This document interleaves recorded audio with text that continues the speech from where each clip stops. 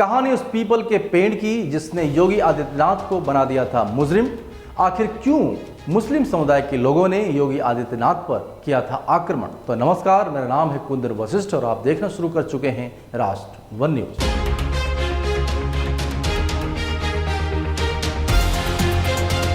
योगी आदित्यनाथ आज किसी परिचय के मोहताज नहीं है। योगी आदित्यनाथ का सन्यासी जीवन से लेकर राजनीतिक जीवन आसान न था। योगी आदित्यनाथ के राजनीतिक जीवन में कई बार हमले भी हुए हैं, लेकिन इन हमलों के बावजूद उन्होंने हार नहीं मानी और आगे बढ़ते चले गए और आज देश के सबसे बड़े प्रदेश के मुख्यमंत्री की कुर्सी पर आसीन है। आज हम उनके जीवन से जुड़ी कुछ ऐसी दिलचस्प कहानी आपको बताने जा रहे हैं कि मेरा दावा है इससे पहले आपने कभी नहीं सुना होगा। तो बात 10 फरवरी 1999 की है। गोरखपुर से सटा हुआ जिला है महाराजगंज। इस जिले में आए दिन विवाद होता रहता था, लेकिन एक दिन ऐसा विवाद खड़ा हो गया कि गोलीबारी तक की नौबत आ गई, जिसमें वर्तमान में मुख्यमंत्री योगी आदित्यनाथ बाल बाल बच गए थे, लेकिन उनके साथ के सिपाही को गोली लगी और उनकी मृत्यु हो गई। दरअसल कहानी कुछ इस मोड़ में जा रही है जहां पर महाराजगंज जिले के पास एक गांव था जिसका नाम है भिटौली। इस गांव में एक बहुत ही पुराना पीपल का पेड़ था जिसे कुछ लोगों ने मिलकर काट दिया, तो विवाद खड़ा हो गया। उस समय इस झगड़े को शांत करवाने के लिए गोरखपुर से सांसद योगी आदित्यनाथ को इस गांव में जाना पड़ा।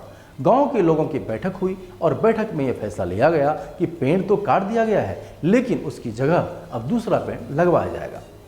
यह सुनकर योगी आदित्यनाथ ने कहा कि इस पेड़ को मैं लगाऊंगा, लेकिन वहां तभी खड़े सपा के कुछ नेताओं ने अभद्रताएं शुरू कर दी। इस अभद्रता इतनी बढ़ गई कि झगड़ा का रूप ले लिया।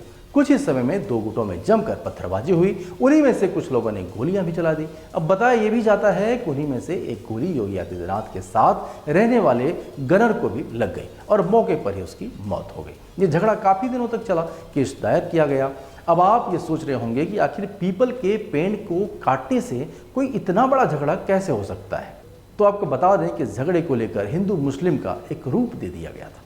महाराजगंज के भिटौली गांव में एक कब्रिस्तान था। कब्रिस्तान और तालाब की जमीन को लेकर विवाद शुरू हुआ। यह पक्ष कब्रिस्तान बनाना चाहता था तो दूसरा पक्ष तालाब बता रहा था। इन सब के बीच जमीन कब्रिस्तान बनाने के लिए दे दिया गया। इसी कब्रिस्तान की जमीन पर एक पुराना पीपल का पेड़ था जिसे मुस्लिम समुदाय के लोगों ने काट दिया। पीपल के पेड़ को काटते ही हिंदू और मुस्लिम आमने सामने खड़े हो गए। जैसे ही यह खबर योगी आदित्यनाथ को लगी तो उन्होंने हिंदू आस्था के साथ खिलवाड़ बताया और गांव पहुंच गए। तभी समाजवादी पार्टी के कुछ लोगों ने उन पर पेड़ लगाने को लेकर हमला कर दिया। हमला होता देख योगी आदित्यनाथ वापस गोरखपुर जाना मुनासिब समझा। योगी आदित्यनाथ जैसे ही अपनी गाड़ी लेकर वापस लौटने लगे, तभी उनको खबर आती है कि उनके साथ चल रहे एक पुलिस वाले को गोली लग गई है। अब योगी ने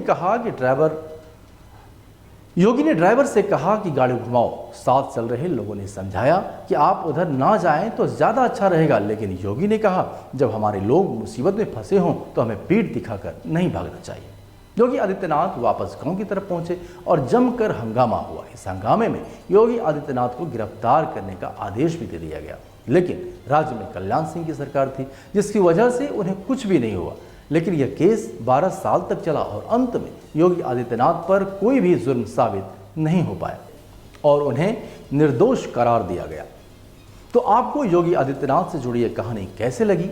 यदि आपको अच्छी लगी हो तो अपने दोस्तों और रिश्तेदारों के बीच इसको शेयर करना ना भूलें।